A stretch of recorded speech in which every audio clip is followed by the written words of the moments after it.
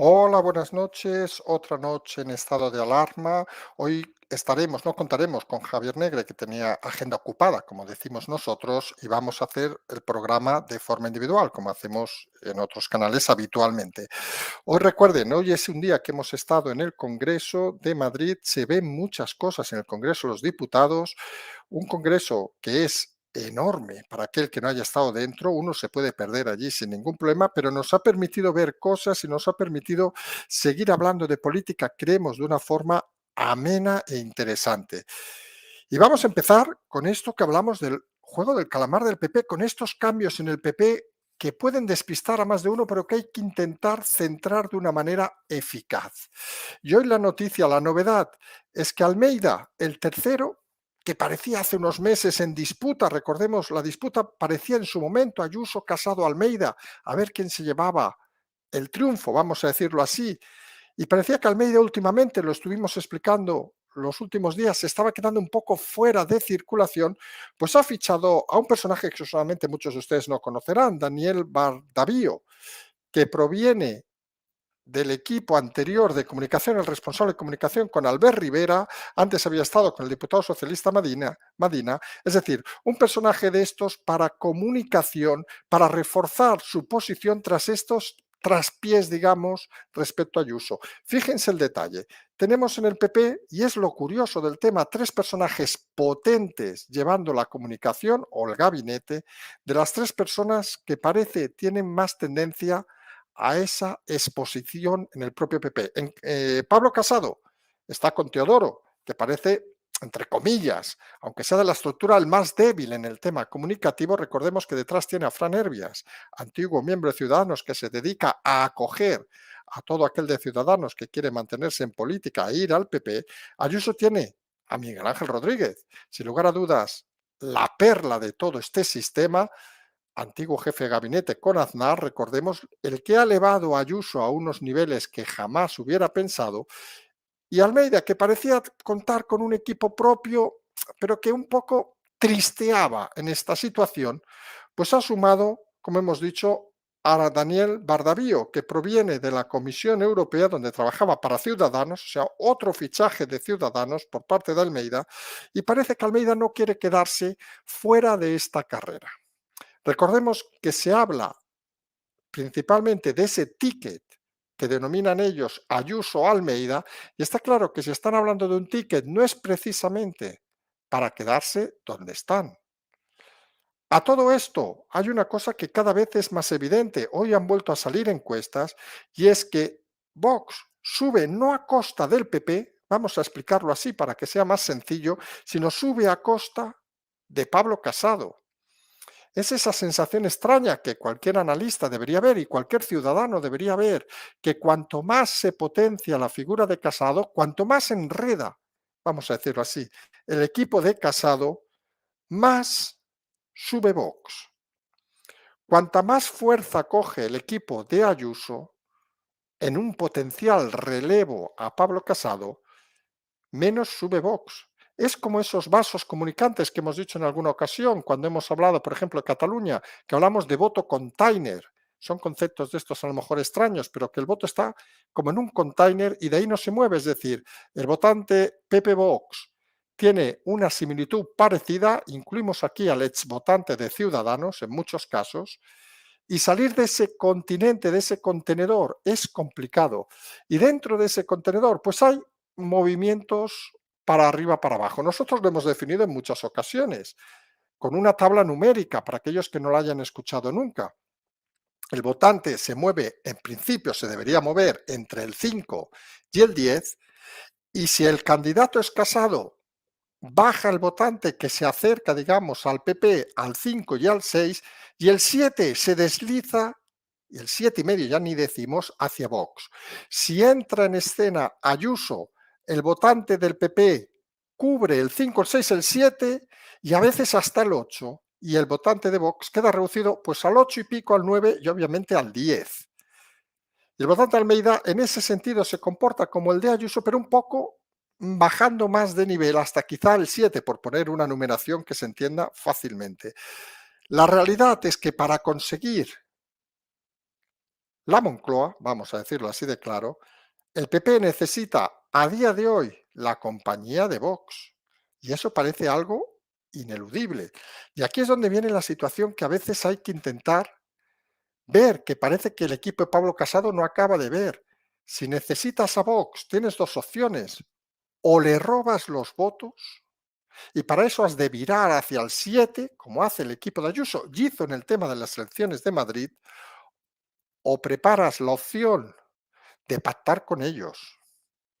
Y el detalle, obviamente, es que si niegas esas dos opciones, como hace Pablo Casado, pues tienes opciones de no sumar suficiente. Ayuso inteligentemente apostó por la opción de recoger un poco del voto y de hablar de pactar, con lo cual otra parte del voto se sentía seguro acogida por Ayuso y no tenía la necesidad de votar a Vox, como puede tener mucha gente de Casado, temiendo a que el PP acabe pactando en algún momento con el propio PSOE. Porque el pánico de ese votante que se mueve entre el 6,5, el 7,5, el 8, vamos a citar, es que el PP, al ganar las elecciones, hipotéticamente, claro, vea la proximidad de aliarse con una parte del PSOE para sumar ir al gobierno, perdón. Esa es la realidad que algunos parece que están jugando. Y ahí es donde la necesidad del análisis previo desde el PP, ese juego que hemos denominado del calamar, donde parece que juegas a vivir o morir, es la clave de la situación actual. Almeida, que parecía desfasarse, quedarse un poco fuera de la circulación, parece que necesita sumar, porque en el fondo también Almeida suma un discurso como el de Ayuso, pero quizá un poco menos llegando al extremo. No entiendan el extremo como algo negativo. El extremo estamos hablando del votante del 7, 7,5, del 8. No estamos hablando de otra cosa. Y esa es la realidad que estamos viendo actualmente en el PP. Movimientos, podrían pensar algunos extraños, estas peleas internas, pero ¿a quién benefician las peleas internas? Claramente al equipo de Ayuso. Con lo cual, pensemos que todos estos equipos son de gente supuestamente inteligente, con lo cual se imaginarán que quien está detrás de estos conflictos va a ser siempre el equipo de Ayuso, porque saben que en el conflicto el equipo del PP retrocede pasos hacia atrás y deja un terreno, piensen en como si fuera estrategia casi militar, deja un terreno libre para que los votantes que dudan decidan ir a Vox, en este caso, porque dudan del propio Casado que sea capaz de pactar con el PSOE para intentar dar ese salto. Nosotros hemos explicado que estos segundos que hablamos ahora, si sumamos a Bardaví, sumamos a Miguel Ángel Rodríguez y a Teodoro, pues están jugando una estrategia al límite, digamos. Y algunos de los primeros, hablamos de Almeida, Ayuso y Casado, sobre todo de estos dos últimos, obviamente, deben ser conscientes, sobre todo creemos algunos en el caso de Casado, de que están en política para ser presidentes o están en política para ser hombres o mujeres de Estado. Y aquí uno puede hacer una reflexión rápida y es, si desaparece del escenario, y pueden ustedes, lo que decimos siempre, aquí damos ideas y ustedes piensen y reflexionen internamente, cierren los ojos y piensen, si quitamos del escenario a Casado, el PP parece que tendría más opciones. Hombre, si cerramos los ojos parece que sí. Si cerramos los ojos y quitamos a Ayuso, ¿el PP tendría más opciones? Pues hombre, algunos creemos que no. Y ese discurso, que a lo mejor parece muy sencillo y muy práctico, es al final lo que en muchas ocasiones es la política. No complicarse con laberínticos o laberínticas explicaciones, porque al final detrás de cada político, detrás de cada movimiento, hay personas. Y hoy que estábamos en el Congreso, que nos hemos paseado por el Congreso, por el patio, por todos lados, pues confirmas al final cosas que uno tiene evidentemente claras, que al final muchos de los diputados no dejan de ser personas. Es decir, personas hemos hecho, por ejemplo, la cola para comer, por decir un detalle, hoy, hemos estado paseando para arriba, para abajo, etcétera, etcétera, y te das cuenta, la cafetería, cuando hemos ido a tomar algo, que estaba llena cuando era momento de pleno, Y entonces te das cuenta de que hay muchos diputados y diputadas que realmente al final tienen esa necesidad básica de que tienen unos ingresos X y les da igual Casado, y esto es clave, ¿eh? Casado o Ayuso o quien sea, porque lo único que quieren es permanecer en el lugar. Y hemos explicado en múltiples ocasiones que el problema de cambio de líderes, que es el problema del PSOE, hay que decirlo ya con mayúsculas, es que si tienes un mal candidato, pues en vez de tener 120 diputados, a lo mejor te quedas en 80. Y hay 40 personajes que viven muy bien de la política que deben abandonar la política en el Congreso. Y no es lo mismo cobrar 5.000 euros al mes, 6.000 euros o 7.000, súmele en comisiones, súmele desplazamientos, billetes gratis, etcétera, etcétera, menús económicos en el Congreso. No es lo mismo, obviamente, que volver, si tienen profesión, a cobrar 2.000 o 2.500 en el mejor de los casos, y si no la tienen, pues ir intentando arañando cualquier posición para intentar mantenerse en un estatus que la figura de diputado sí que te da. Y esos momentos terrenales que uno percibe rápidamente cuando pasea por el Congreso son la plasmación de que en el propio PSOE existen cada vez más elevados terremotos. Terremotos que se iniciaron con el tema de Ábalos, que siguieron con el tema del exministro de Justicia Campó, aunque este ha sido totalmente parado y amortiguado. Recordemos que es la pareja de Meritxell Batet, con lo cual creaba un terremoto que podía ser de consecuencias grandes. Se tranquilizó el tema, pero realmente dentro del PSOE sigue habiendo esa preocupación porque son conscientes que mientras el PP siga manteniendo con esa firmeza a Casado y sobre todo lo que hemos dicho más de una ocasión, a Teodoro García Egea, que es el personaje, digamos, clave en esta historia, porque es el enlace que podríamos decir con el propio PSOE, aunque sorprenda más de uno, es el personaje que si fuera prescindido por el propio Casado, seguramente le daría suficiente empaque, vamos a decirlo así, para intentar el reto de una forma unificada. Nosotros siempre hemos hablado de ese hipotético triunvirato Almeida-Ayuso, Fijó, que creemos sería un buen cartel, pero fíjense el detalle, que si Casado, que es un buen orador, también hay que decirlo, y lo demuestra el Congreso, aunque el Congreso, como siempre decimos, nunca llega a la gente, y entre nosotros importa un huevo a la mayoría de los ciudadanos, todas estas historias, si Casado se desliga de esa tendencia que le aproxima al socialismo, vamos a decirlo de alguna manera más rotunda, parece que podría tener opciones interesantes por sí mismo. Porque en el PSOE también empiezan los nervios cada vez mayores. Oye, el pleno es larguísimo, ha sido larguísimo, es una sensación de cansancio total. Han estado horas y horas hablando Sánchez. Parece que de verdad que alguien le tenga que escuchar. Y escuchabas a algunos diputados cansados porque, vamos a ser sinceros, tampoco aportaba nada al debate. Y es esa sensación de la irrealidad que vives a veces en el Congreso. Sumen a todo eso las batallas de Ábalos, que según parece quieren acabar de fulminarlo civilmente en el Congreso del PSOE valenciano en breve, y eso sería otro movimiento para desbocar totalmente Ábalos, que recordemos tiene un problema fundamental, y es el que hemos citado antes de otros diputados. Muchos años, por no decir toda la vida, viviendo de la política, los últimos años viviendo con ingresos elevados. Hombre, entre nosotros, ¿quién le va a pagar 9.000 euros al mes de gastos al señor Ábalos? Ya no hablamos el resto, al menos los que viven el Partido Socialista. Pues parece que ninguna empresa seria haría esa función, sobre todo con una persona que puede acabar ninguneado por su propio partido.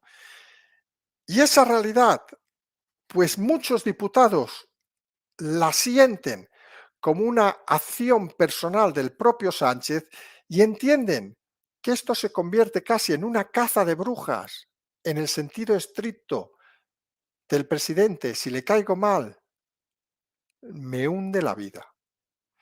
Y eso pone muy nerviosos a muchos socialistas, sobre todo cuando ven las encuestas y ven los resultados y ven que el partido puede caer de 120, pues 80, 90, y ven que ellos pueden ser uno de esos 30, 40, hasta 50 diputados que pueden quedar fuera de circulación. Siempre decimos lo mismo. Imagínense ustedes en su experiencia profesional. Y no estamos intentando compadecer a los diputados que viven bien y cobran bien, y algunos pensamos que deberían estar 2 legislaturas como máximo, que eso es otra historia, y tener un background profesional para poder acceder a la política, que eso es otra historia. Esto va por Podemos sobre todo, y por mucho socialista, y por mucho del PP también, que se columpian todos un poquillo, porque entre nosotros no puede ser que estés en la cafetería mientras hay pleno y veas un montón de diputados allí. Imagínense quien trabaja, vamos a citar un clásico, ¿eh? En la SEAT moviendo tuercas, que supongo ya no se mueven tuercas. ¿No se va 2 horas a tomar un café mientras la máquina se mueve? Hombre, el acto de presencia creemos que es importante también en el Congreso. Pero en fin, hay cada uno libre con sus propios actos. La cuestión es que, y debemos pensar siempre eso cuando hablamos de la clase política en este país y en otros países. Hay mucha gente que vive, sobrevive gracias a la política y que en caso de unas elecciones que se le giren y vayan mal, pues pierden su escaño y pierden sus ingresos mensuales. Si encima es como el caso de Ábalos, que te suprimen desde el propio partido y la propia presidencia, por los motivos que sean, ahora mismo creemos que se ha hablado tanto el tema que quizá no hace falta entrar más a hacer sangre, pero la realidad, cuando pasan estas cosas, es que la gente se pone nerviosa y sufre, aunque como hemos dicho, no hay que tampoco compadecer a los políticos, porque es como si a ustedes o a nosotros mañana nos dicen que te vas a quedar sin trabajo, tienes unas hipotecas, tienes una serie de cosas que tienes que seguir pagando y dices, hostia, tengo 50 años, ¿qué voy a hacer en la vida? Y ese es el caso de muchos diputados. Y nosotros seguimos apostando de que ha de haber una solución fácil para que los diputados, cuando no sean diputados, no sean tirados al suelo. Esto no es muy políticamente correcto para muchos ciudadanos, pero creemos que de esa manera también permites que entre gente con más valores y gente que no necesite engancharse a la política como si fuera un pulpo que se engancha a su presa. Y ahí creemos que hay otra clave de esa política que hay que hacer. También hay la clave que hemos explicado en muchas ocasiones de que los políticos, y esto se ve en días como hoy, no pueden estar pendientes solo de levantar la mano cuando el señor, su señor, obviamente les dice que la levanten, sino han de tener capacidad propia, porque si no lo que hace es que sean gente, vamos a decir la palabra aburrida en el sentido filosófico, gente que lo único que viene es a levantar la mano y le importa un carajo el resto de temas. Y creemos que los políticos se han de implicar en el territorio. Hoy ha salido una de esas encuestas que hablaba de que algo así como la España vaciada, esa sucesión del Teruel existe llamado Soria existe, La Rioja existe, todos los territorios que quieran existen. Ávila existe, Ellín existe, Lorca existe, yo qué sé, Durango existe, Vic existe, etcétera, etcétera, etcétera. Pues todo ese conjunto de partidos que nacen porque los diputados no están cercanos a su territorio, pues nacen precisamente de ese error de los grandes partidos de ningunear a los propios diputados y no hacerles ver que si son diputados por Soria, por Ávila, por donde sea, deben preocuparse de su territorio, porque si no, tienen un problema. Porque al final no dejan de ser un número que cuando llega el momento clave, el momento decisivo, nadie se acuerda de ellos. Nosotros siempre explicamos, aquellos, aquellas provincias que tienen 2, 3 diputados, seguramente muchos de los oyentes serían incapaces de recordar el nombre hasta del primer diputado, pero seguramente del segundo y del tercero, cuando perfectamente saben que Sánchez es el líder del PSOE o Pablo Casado el líder del PP. Y esa realidad a veces confusa, difusa en el territorio, es, creemos, otro de los errores del planteamiento democrático que existe actualmente, porque si consideramos que cualquiera que esté en el Congreso solo debe defender lo que levanten la mano sus líderes, entenderán que cuando se les suprima, pues nadie se preocupe por ellos. Si hubiera una alianza entre la persona y su territorio, seguramente hasta sus propios electores en las siguientes elecciones dirán, oiga, este señor Pérez, este señor Rodríguez, este señor López lo ha hecho muy bien aquí en Ávila y queremos que siga allí, porque aunque esté en el Partido Popular, en el PSOE, en Podemos, donde sea, en Vox, defiende los intereses de nuestros ciudadanos. Y al final, la política, y lo hemos insistido muchas veces, es el lugar común donde unas personas están para arreglar los problemas de la gente. Y si nadie baja al terreno, a la tierra, al suelo, pues creemos que es un error. Y se ve en la propia política la bunkerización cuando uno entra en el Congreso. No decimos que en el Congreso entre todo Dios, porque también por temas de seguridad, pero la bunkerización para entrar en el Congreso. Nosotros ya dijimos otro día, ¿cuántos de los oyentes han ido alguna vez al Congreso? Suponemos que pocos, o ninguno, o alguno. Pero realmente el lugar de la soberanía popular no puede estar bunkerizado y separado de la realidad social del país, porque lo único que hace con eso es alejar a la sociedad de la política. Y aunque nos guste o no nos guste, la política en una sociedad adulta y democrática es necesaria e imprescindible. Si nadie gestiona un país, las cosas no funcionan. Aunque tenemos partidos, y vamos a hablar de la demolición de Podemos, obviamente, porque hemos hablado del PP, de Vox, del PSOE, y qué menos, y de los partidos independentistas o de la España vaciada también, y qué menos que hablar de Podemos. Pues se van confirmando las cosas que vamos explicando. Belarra y Montero cada vez más desaparecidas y sobre todo ninguneadas. Díaz, que empieza a tener problemas, Yolanda Díaz, con sus 4 jinetes del apocalipsis. Recordemos que los iniciales hubo cambios y los actuales, pues, ¿qué vamos a decir de Colau? No es precisamente la persona más reconocida por su gestión, vamos a ser finos y educados en este momento. ¿Qué vamos a decir de Oldra con el tema de su exmarido? Ya veremos por dónde van los juicios y los temas. Tampoco parece que sea una elección muy afortunada de la madre, médico, médico, madre. Parece que cuando desaparece la campaña que hicieron en Madrid algunos para potenciarla, pues se queda en un meme. Algunos dirían una mema, que saben que hay muchos cachondos en este país, pero digamos un meme para no hablar de médica madre, sino de meme en el sentido estricto de la palabra. Alguien que se ha creído el personaje, lo mismo que Yolanda Díaz, obviamente, que se han creído el personaje y que parece, oiga, que cuando les toca decir algo, pues flojean y bastante. Recuerden que el cuarto caballo que se apostaba que fuera Teresa Rodríguez por parte de Yolanda Díaz renunció a unirse, suponemos por no vincularse con cierta gente, a este grupo de jinetes profesionales y se apostó por Fátima Huasín de Ceuta. Y parece que en muchos aspectos ya la han sacado hasta de la foto. Cuando ha salido esas manifestaciones con finalizaciones religiosas, que hombre, que precisamente, digámoslo claramente, cada uno puede tener sus ideas, más faltaría, pero se hace extraño que en un partido pseudocomunista se apoyen religiones, y precisamente el comunismo era el anticristo casi de las religiones, de cualquiera, y parece que desde aquí se apoya con el Alá Akbar famoso algunos temas que se considera desde el equipo de Yolanda Díaz que no es una decisión afortunada sumarla porque creen que resta más fuera de un colectivo que suma más.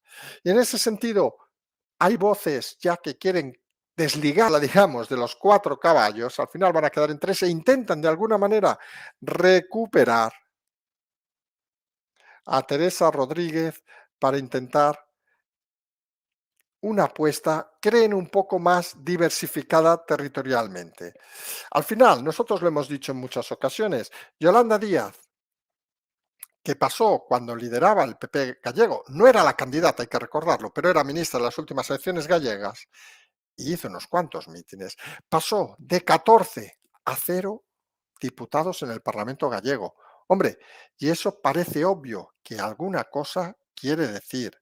Y parece obvio que la fuerza que algunos inventan sobre Yolanda Díaz, empezando por el inefable Iván Redondo, que por cierto, en estos 3 nuevos líderes que han puesto el PP de comunicación, ni está ni se le espera, y diríamos más, ni está ni se le espera en el conjunto tampoco de los partidos españoles, pues parece que la situación y la creencia de Yolanda Díaz no se constata con la realidad del día a día. Eso parece que es así y eso debe hacer reflexionar también a algunos que es el caso de Teresa Rodríguez, de la necesidad o no de juntarse con Yolanda Díaz, por eso lo desestimó, porque puede ser un caballo precisamente perdedor. E imagínense que en unas hipotéticas elecciones sí que Yolanda Díaz puede robar cierto voto al Partido Socialista, pero acabará seguramente con menos escaños que el propio Podemos, del cual, no olviden, ya hay una fuerza que quiere apropiarse y no es precisamente la inteligencia de Belarra ni de Montero, sino hablamos de la única organización, nunca mejor dicho, organizada dentro de Podemos, que es obviamente el Partido Comunista, de la mano Enrique Santiago, que como hemos explicado en repetidas ocasiones, está deseoso de ese 2 de mayo del 45 de colocar la bandera comunista en el Reichstag, que para él sería la sede de Podemos, y llevarse el nombre, la organización, hacia el extremo comunismo. ¿Para qué? Él sigue pensando que para sumar, algunos seguimos pensando que el Partido Comunista en España es más para los libros de historia que para las realidades del día de hoy. Un día, como hemos dicho, donde hemos estado en el Congreso, volveremos mañana al Congreso para intentar, vamos a decirlo así, para intentar entender ciertas cosas. Ya mañana estaremos en la rueda de prensa y vamos a intentar, en cierta manera, seguir plasmando todas esas cosas que a veces cuesta de ver, que a veces es difícil de entender y que intentamos explicar de una manera sencilla, pero de una manera que la gente acabe tomando sus propias decisiones, que vea todas las cosas que se ponen en una bolsa y que acaben decidiendo si les apetece ver otro juego del calamar o solo quieren ver la serie original en televisión. La realidad a veces es que la política en España es más compleja de lo que puede parecer. La política en España se aleja no mucho de una serie ficticia de televisión y la realidad es que a veces hay que cerrar los ojos, escucharlo e intentar entender muchas cosas. Nosotros vamos a dejarlo por hoy. Agradecemos como siempre a todos su atención y como siempre decimos, seguimos.